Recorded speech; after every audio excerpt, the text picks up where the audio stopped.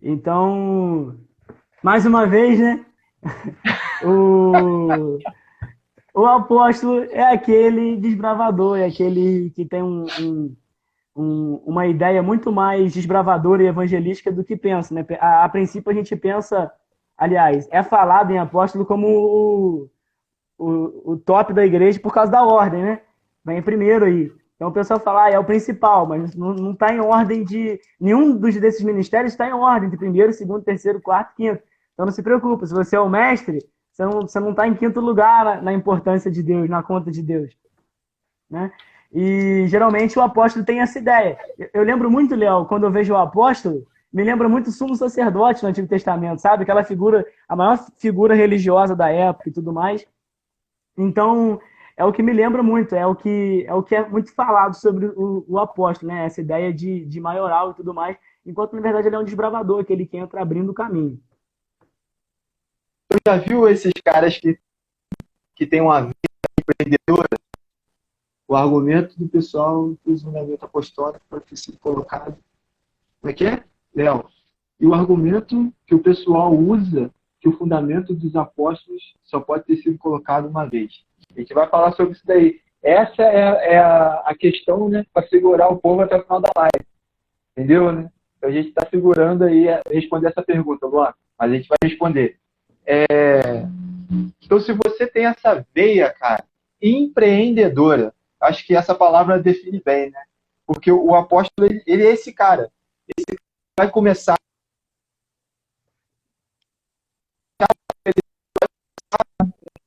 uma nova igreja. A gente perdeu, às vezes hoje a gente não tem tantos apóstolos dentro da igreja, porque a gente perdeu os apóstolos para o mundo dos negócios, cara. A galera que tem essa veia de começar e recomeçar e fazer de novo, e desbravar, e de ir para um lugar e começar algo do zero, levantar algo do zero, essa galera agarrou tudo no mundo dos negócios. Está montando empresas, está montando negócios, está startando empreendimentos naturais e terrenos, e deixaram de fazer aquilo que é eterno. Então, a gente precisa, urgentemente, restaurar, restabelecer essa questão dos 5 ministérios, para que a gente possa ir buscar cada um dessas pessoas que estão fora da igreja. A gente precisa desativar os comentários para ver se vai melhorar. Você ouviu, Netinho? Que eu falei? Ouvi, Léo, tô ouvindo. Eu não sei se a galera lá ouviu. Deixa eu fazer uma pergunta aqui na Dani. Melhorou, depois que você desativou os comentários, melhorou. Beleza, então. Sem os comentários, eu não sei se a galera do lado de lá tá ouvindo alguma coisa, tá vendo alguma coisa.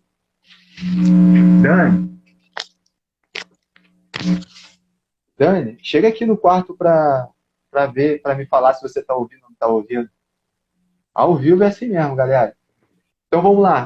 Os apóstolos, eles são empreendedores, cara. Eles são os caras que vão chegar e vão começar o trabalho, e se for preciso sair daquele lugar e para outro lugar e começar de novo, eles vão começar de novo quantas vezes forem necessárias e preciso. Agora, hoje, eu não sei se a galera ouviu, se não ouviu, vou repetir uma parte, né? Hoje a gente perdeu os nossos apóstolos,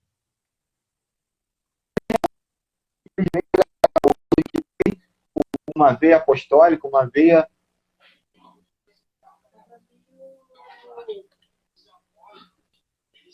Estou me vendo ali no celular. Mas ouviu alguma coisa? Beleza. A Dani falou que está ouvindo, está com um delay enorme, mas está ouvindo. A gente precisa pôr em ordem os 5 ministérios justamente por isso, para que a gente traga de volta para a igreja os apóstolos, os mestres, os profetas, os evangelistas, porque hoje a gente está rodando praticamente só com os pastores, cara. E os pastores estão sobrecarregados, as ovelhas estão ficando doentes, porque os pastores cuidam, os pastores disciplinam, mas eles não conseguem dar um novo nível de revelação para essas ovelhas que seria dado pelo mestre.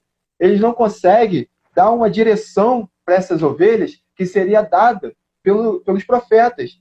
E eles não conseguem pegar essas ovelhas e enviar o que seria feito pelos apóstolos. E o evangelista ele fica ali morrendo dentro da casa, morrendo dentro da igreja, porque ele não consegue desenvolver, ir para fora e fazer aquilo que Deus chamou ele para fazer. Então nós precisamos urgentemente trabalhar os 5 ministérios na casa de Deus para que todo o corpo seja assistido e para que seja aperfeiçoado os santos, para que seja desenvolvido o serviço do ministério e para que a edificação do corpo de Cristo ela seja restaurada, ela seja alcançada novamente. Hoje o corpo de Cristo está deixando de ser construído, está deixando de ser edificado, vamos botar, não zerado, né, mas num nível mais alto, porque os ministérios não estão trabalhando em conjunto. Em muitos lugares nem existem os 5 ministérios trabalhando. Então a gente precisa ter dentro da casa os 5 ministérios trabalhando. Agora, se você tem, né, essa predisposição, essa veia mais empreendedora, cara, tá aí. Se você tem essa disposição de quebrou, começa de novo, vou fazer outra vez, vou começar do zero e vou startar novamente, cara, tá aí. Você tem uma predisposição no teu coração, né, ao ministério apostólico. Então fica ligado nesses sinais para que você possa desenvolver o ministério e chegar aonde o Senhor quer que você chegue. Agora, hoje, né, Natinho, eu vou entrar aqui em algo que pode gerar até um certo desconforto, porque é o que acontece muito hoje em dia. Hoje a galera não quer ser contrariada, né? Muita gente tem dificuldade em ser contrariado, em se expor a outras opiniões, mas a palavra de Deus diz o quê? Aonde há multidão, onde há conselheiros, né? Ali há o quê? Sabedoria. Sabedoria. Então hoje a galera se fecha em um ministério só, porque se trouxer os outros 4 para junto, vai começar a ter atrito, vai começar a ter divergências de ideia, vai começar cada um puxar para o lado da sua predisposição, um vai começar a querer puxar para fora, o outro vai começar a querer puxar para o discipulado, o outro vai começar a querer puxar para abrir uma nova igreja. Então a galera começa a ficar desconfortável e faz o quê? Se isola. Os donos, né, das igrejas, eles acabam se isolando. Para que eles se isolam? Eles se isolam para não ter que prestar conta, eles se isolam para colocar em prática aquilo que eles querem que seja feito. Mas quem se isola, insurge-se contra o quê? Contra a verdadeira sabedoria, que habita onde? Habita na multidão de conselheiros, cara. Então a gente precisa entender isso. A gente precisa entender que nós temos que estar com todos os ministérios ativados para que o corpo seja edificado, para que as pessoas sejam preparadas, né, para o serviço, para que os santos sejam aperfeiçoados. Agora, hoje, a gente tem muita dificuldade com isso, porque temos uma geração de pessoas que não querem ser contrariadas, se acham os donos do mundo. E, cara, ser contrariado não é para chatear, ser contrariado é para trazer um novo nível de maturidade. Quando alguém olha para mim e fala assim, poxa, Léo, essa parada que você falou, eu não acredito que é bem assim, não. Isso vai me levar ao quê? A estudar, a me aprofundar e querer entender ainda mais daquilo ali para eu poder explicar. E se eu tiver errado, eu faço o quê? Eu sustento o erro só por causa do orgulho? Cara, se eu tiver errado, eu volto atrás. Se eu tiver errado, eu agradeço quem me instruiu e volto atrás. Então, hoje eu vejo, né, Nath, que a gente precisa restaurar os 5 ministérios. Porque a gente está perdendo pessoas para o mundo porque elas estão no reino improdutivas. Então, o cara faz o quê? O cara tem um chamado pastoral. Aí ele não consegue... não tem um ministério apostólico que envie esse homem, esse cara. Não trabalha no apostólico dentro da casa. Aí o cara vai fazer o quê? Ele vai fazer psicologia. Ele vai fazer um outro tipo de curso para quê? Para cuidar de pessoas. Porque ele nasceu para cuidar de pessoas. E como a igreja não envia ele, ele vai buscar outros meios para cuidar de pessoas. Aí a gente tem um cara que tem um chamado, envia ele vai fazer o quê? Ele vai empreender. Ele vai começar a estar em lugares onde ele possa desenvolver. Porque o cara tem sede, o coração do cara anseia por isso, ele deseja viver isso. Então ele vai viver, cara. Se a igreja não abrir os olhos para lançar, para fazer com que todos os ministérios funcionem, a gente não vai conseguir edificar, a gente não vai conseguir, como você bem colocou na parábola das 10 virgens, a gente não vai conseguir cuidar daqueles que estão ao nosso redor, e no final, cara, não é só o reino de Deus que perde. No final, cada um dos ministérios vão perder, porque a igreja que se move num ministério só, pode ter certeza, a pessoa que está de frente com o ministério está doente. Ela está doente. O que você acha disso daí? Léo, é uma verdade, né? É uma verdade. Essa ausência dos 5 ministérios, ela fica muito evidente no modo geral, né? É importante destacar que a gente está falando de denominação. Estamos falando de um modo geral, você vê que essa atuação dos 5 ministérios é algo muito, muito distante. A igreja brasileira você não vê, né? Sim, a maioria das pessoas tem tempo, que estão na igreja, estão vindo agora falar dos 5 ministérios. Então você precisa entender onde você se encaixa. E principalmente, quando um ministério ele não funciona, algo muito, muito prejudicial está vindo. Porque esses ministérios têm que funcionar em conjunto para que a obra de Deus seja edificada. Ou então, rasga a página de Efésios 4, que é o que está escrito. Então, a gente precisa voltar-se a esses ministérios. Como a gente falou, né? Tem muita gente trabalhando, Léo. É muita gente fazendo o que Deus não pediu. Quando chegam para Jesus, né? E com aqueles argumentos acerca do fim e tudo mais, ele vai contar uma parábola. E tem algo interessante, ele vai falar assim no final: pois naquele dia muitos chegarão para mim dizendo: Senhor, Senhor, então nós expulsamos demônios, curamos enfermos. E ele vai falar assim: apartai-vos de mim, iníquos. Eu nunca vi uma pessoa que pratica iniquidade, Léo, curar um enfermo, expulsar um demônio, partindo do pressuposto que iniquidade é uma caminhada no pecado e pecado é um passo ao erro, e iniquidade é uma caminhada em direção ao erro. Partindo desse ponto, eu nunca vi uma pessoa que tenha praticado, que esteja praticando iniquidade e operar nos dons espirituais. Agora, essa palavra iniquidade tem um sentido muito mais profundo. Essa palavra iniquidade, no original dela, significa fazendo o que Deus não me pediu, ou fazendo algo que Deus nunca me pediu. Cara, essas pessoas, se chegarão diante de Deus, Deus vai olhar para elas e vai falar assim: não tem como te recompensar por isso. Eu não te conheço. Aparta-te de mim, eu não te pedi. Então, a igreja de Éfeso, ela é separada. Eu acho isso muito interessante. Vai falar assim: conheço o teu trabalho, também as tuas obras.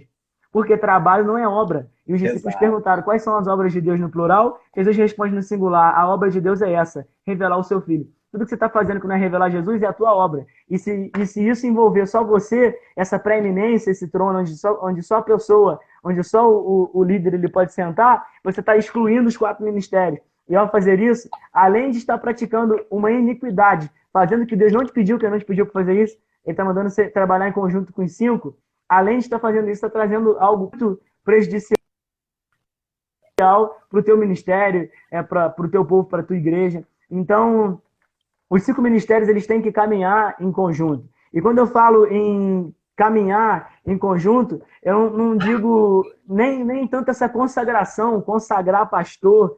Aliás, pastor já é feito, apóstolo também, mas consagrar evangelista, consagrar a mestre, não digo nem isso, é reconhecer a função dessa pessoa e a importância dessa pessoa para o corpo.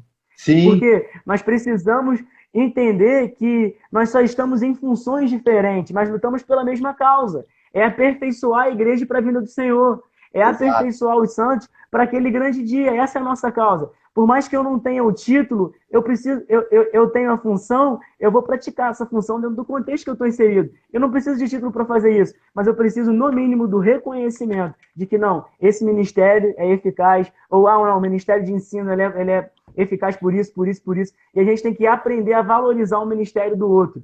Né? Cada um tem o seu ministério, cada um tem o seu ministério, cada um funciona de uma forma. Eu preciso de você, uma hora você vai precisar de mim, uma hora a gente vai precisar de alguém. A vida é uma constância, né? Uma constante de você aprende com quem sabe mais e ensina para quem sabe menos. Isso nunca vai acabar. Isso vai ser eterno, isso vai se estender.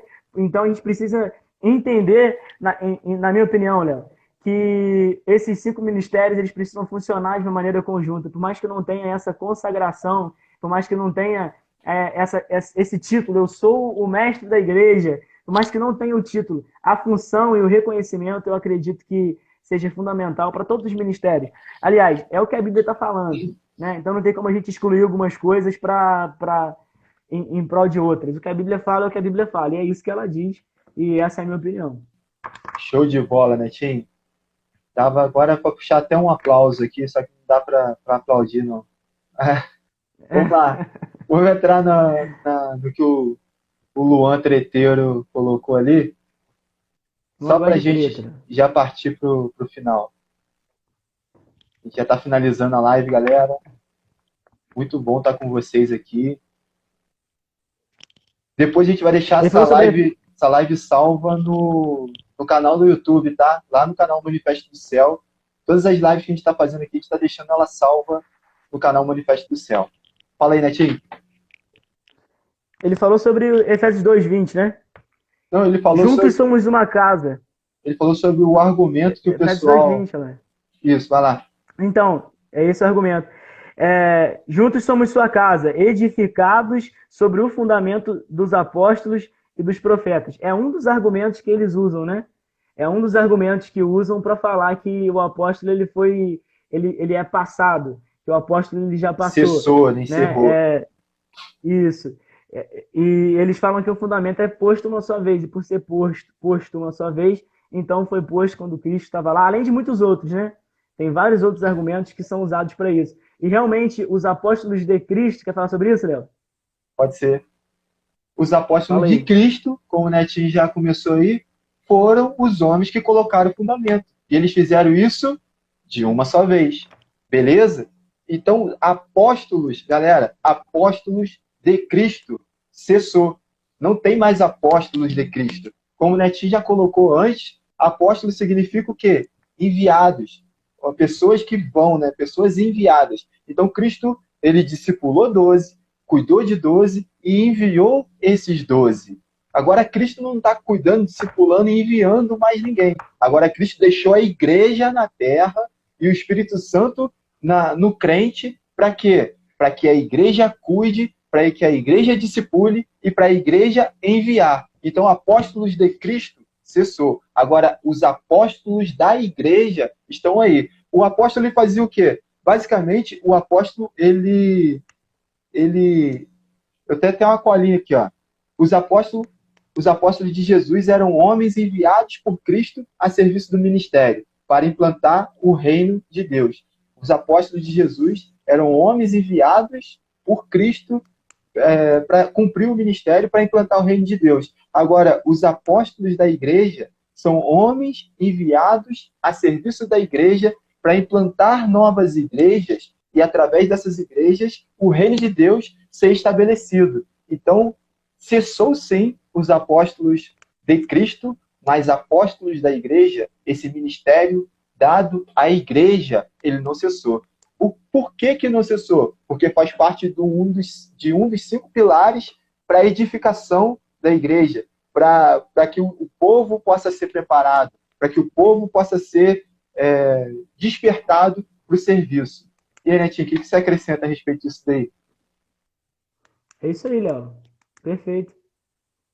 100% contigo. O Paz colocou uma pergunta aí, ó. Os 5 ministérios não têm uma ordem de quem é maior, mas é necessário uma ordem desses ministérios para a roda girar? Uma pergunta que ele fez. Então, partindo da ideia de que somos um corpo, né? E Cristo é o cabeça, então quem governa é Cristo. Agora, isso não significa que não tenha uma necessidade de uma liderança. Todo o povo tem a necessidade de um líder. Isso vai acontecer, né? Uma hierarquia. Então, o líder é bíblico, né? Então, o povo precisa de um líder, de uma pessoa que o conduza. Agora, é muito comum, e geralmente esse é o ministério dado ao pastor, né? Agora, é muito comum você ver pastor mestre. É muito comum você ver pastor evangelista, né? Vou usar 2 exemplos que foram os que me vieram na mente na hora. Um pastor mestre, hoje eu reconheço um pastor seu. Um pastor evangelista é o pastor Valber. Assim, é o que a gente identifica neles, né? Sim. E o que não impedem de você tá cumprindo essas funções, entendeu, pai? Agora, todo povo, toda ideia, todo grupo vai precisar de um líder. Agora, quando a gente fala em importância diante de Deus, somos um corpo e ele é o cabeça. Inclusive, quando fala assim, que ele esmagaria a serpente debaixo dos vossos pés, né? Se você for parar para pensar em um corpo, como igreja, corpo de Cristo, os pés é a menor parte de um corpo. Ele está falando, o menor de vocês esmaga a serpente, porque o corpo é de Cristo, a ideia é de Cristo. Deixa eu falar algo para você. É só um acréscimo em conhecimento. Não se tem no Antigo Testamento a ideia de que Deus tinha um filho. Deus não se apresenta em nenhum momento no Antigo Testamento como Pai, Filho e Espírito Santo. Ele se manifesta em uma outra ideia. Então, quando Jesus vem, aliás, a ideia de que o Messias viria não era uma dúvida, não tinha o benefício da dúvida. Os judeus sabiam que o Messias viria. Agora, eles esperavam que o Messias seria um homem que iria governar sobre o povo. E o que acontece? Paulo vai falar sobre esse segredo em todas as suas cartas. Todas elas, se atente para isso. Ele vai falar sobre um segredo que estava oculto de todos os profetas e tudo mais, e que Deus manifestou nesse tempo. Qual que era o segredo? O segredo era, Cristo não vai governar em seu corpo físico aqui na Terra, nos 3 anos e meio de seu ministério, ou nos 33 anos e meio de sua vida. Ele vai ressuscitar e ele vai deixar a igreja. Por isso nós somos chamados do corpo de Cristo na Terra. Você sabe por quê que há caos no país, há caos no mundo? Por causa da igreja. Porque a igreja é a instituição mais poderosa da face da Terra. Exato. É a representante do corpo de Cristo. E como representante do corpo de Cristo, essa é a maior instituição, a mais poderosa, revestida de autoridade. Cara, o sacerdócio que estava sobre o povo de Israel veio sobre a igreja. O sacerdócio que estava sobre a tribo de Levi veio para a igreja. A autoridade que estava no Adão, Cristo pega e devolve para a igreja. A igreja é o ser mais poderoso da terra. A igreja está empoderada, né? Eu gosto de falar sobre isso. A igreja está empoderada, cara. Deus empoderou a igreja, então ele te revestiu de autoridade. Então, quando você começa a ler a Bíblia, você entende que você é a igreja, que você faz parte desse corpo, você começa a não se preocupar mais tanto com coisas como, eu preciso aparecer aqui, eu preciso aparecer ali. Ou, eu preciso de alguém que coloque a mão sobre a minha cabeça e me dê um destino. Eu estou inserido em um corpo e eu vou pisar a cabeça do diabo onde eu estiver, meu irmão. Amém. As portas do inferno vão prevalecer contra a igreja. No lugar onde eu estiver, tem uma porta aberta, um canal. Sabe o que vai acontecer? Vai acabar o canal porque as portas do inferno não podem prevalecer. Somos igreja. Então, uma igreja edificada dessa maneira, nos 5 ministérios, uma igreja aperfeiçoada, cara, os benefícios que isso traz para uma sociedade, os benefícios que isso traz para um meio no qual essa igreja está inserida, é gigante, porque a bênção não para na igreja, a bênção se estende para uma sociedade. Exato. Agora, é necessário os 5 ministérios funcionando para que isso aconteça. Os 5 ministérios vão trazer essa maturidade. E juntos, através dessa maturidade, eu, você, o profeta, o mestre, o pastor, o apóstolo, a gente vai começar a edificar algo muito mais surpreendente dentro de uma sociedade, no qual o ponto, quando chegar numa quarentena dessa, falar assim, as igrejas têm que fechar, a sociedade olhar para a igreja e falar assim, fecha tudo, mas não fecha a igreja. Porque é isso que a igreja faz. Ela exerce governo e domínio sobre a terra. Sabe por que existe lá o Sambódromo, Léo, a festa da carne, lá aqui no Rio, em São Paulo? Porque não existiu uma festa espiritual antes, porque não fizeram algo antes. O diabo só ocupa lugares vazios, meu irmão. Sim. Por isso a gente tem que, aonde que ele já ocupou, entra destruindo. E aonde ele não ocupou, edifica algo, ele só ocupa lugares vazios. A gente precisa entender isso, que a igreja é algo muito superior, é algo muito maior do que a gente pensa, é a maior instituição da terra, cara. Isso é uma coisa muito forte, é uma coisa muito grandiosa. Quando você entende que você foi batizado no corpo de Cristo através da sua morte, né? Porque a conversão ela não é um aceitar Jesus e levantar a mão na igreja, a conversão é um processo que vai levar tempo para você se converter. Você é batizado na morte de Cristo. Quando você é inserido no seu corpo através desse batismo, você começa a exercer uma função. E aí você vai exercer uma função em qualquer um dos 5 ministérios. E juntos seremos corpo. Então, não adianta querer edificar a igreja com o braço. Precisa do outro braço, precisa das pernas, precisa do apóstolo, precisa do profeta, precisa do mestre e precisa do evangelho. E às vezes a gente perde a relevância na cidade, no lugar. A gente às vezes não consegue alcançar os espaços, como você colocou aí o Sambódromo e tal. A gente fica limitado porque a gente trabalha capenga, a gente trabalha aleijado, a gente trabalha limitado porque não temos o funcionamento daquilo que faz o quê? Aperfeiçoa o santo, ajuda a gente no desempenho do nosso serviço e edifica o corpo. Então a gente precisa dos ministérios para quê? Para edificar algo nos lugares onde a gente está, para que quando algo maligno tentar ser edificado ali, não seja mais possível, porque não está mais vazio, já está ocupado. Então a gente precisa Exato. começar a avançar. A igreja, as portas do inferno não vão prevalecer contra a igreja, não é algo que você vai ficar estático e a porta vai ficar batendo. A porta não vem para cima de ninguém. É a igreja que precisa ir para cima das portas do inferno, meter o pé e derrubar, cara. Mas a gente só vai ter força para fazer isso. É o segundo dos 3 pontos, né? É o segundo ponto de Efésios capítulo 4, versículo 12, que é o quê? Desempenho do serviço. A gente só vai ter força para desempenhar o serviço se os 5 ministérios estiverem trabalhando juntos. Senão a gente faz o quê? A gente adoece, a gente fica aleijado, a gente fica cambeta e não tem força para avançar com o reino de Deus. A gente não tem força para prevalecer. A gente fica, ao invés de estar os 5, né, unidos, edificando a igreja para a igreja bater na porta, fica um ministério tentando socar a porta, tentando bater na porta, achando que é a igreja, quando na verdade ele é uma parte, ele está limitado porque ele está aleijado, ele fica tentando derrubar a porta e a porta prevalece contra ele. E às vezes as pessoas olham e falam, pô, a igreja não tem mais poder, a igreja não faz mais, Jesus não está na igreja hoje como esteve no passado. Na verdade, somos nós que não estamos permitindo que aconteça aquilo que é necessário acontecer para que a igreja avance, para que as portas do inferno não prevaleçam, para que os espaços vazios sejam ocupados pela igreja e os espaços ocupados pelas trevas sejam destronados e a igreja tome de volta esses espaços, cara. Então, cara, por isso que você abriu a live falando que os 5 ministérios eram o ponto central da igreja. E a gente precisa voltar para isso, a gente precisa entender isso. Quanto antes a gente entender isso, mais rápido e mais pessoas a gente vai alcançar. Às vezes a gente fica discutindo, né? Eu e a Dani, a gente fica falando muito sobre essa questão dos medicamentos, da hidroxicloroquina, com a azitromicina, com o zinco, se entra ou não entra com essas medicações. Enquanto a gente está discutindo, pessoas estão morrendo. Se já tem o remédio, aplica o remédio e salva vidas. Qual é o remédio de Deus para a igreja? Trabalha os 5 ministérios. Tem os 5 ministérios saudáveis, tem os 5 ministérios ativos, e a gente vai avançar junto com o corpo, e a gente vai destronar o inferno. As portas do inferno, elas não vão prevalecer. Agora, se eu ficar aleijado, tentando derrubar, cara, não vai acontecer. Ainda respondendo essa pergunta aí, do Paz, né, de qual que é mais importante, como a gente não tem 5 membros, né, vamos colocar os 2 braços, as 2 pernas e o pescoço. Cara, para uma vida saudável e plena, precisa dos 5. Precisa de todas as partes.